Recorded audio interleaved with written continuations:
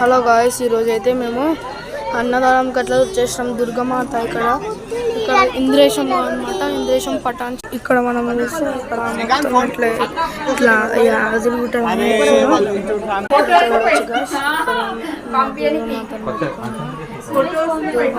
ఇక్కడ అమ్మవారు, ఇక్కడ ఈరోజు అమ్మవారి క్యారెక్టర్ అనమాట.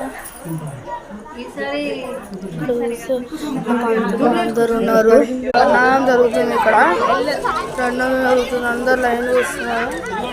ఇక్కడ చూడొచ్చు ఇట్లా చేశారనమాట. ఇక్కడైతే మేము ఇక్కడ అనమాట చాలా హైట్ ఉంటుంది.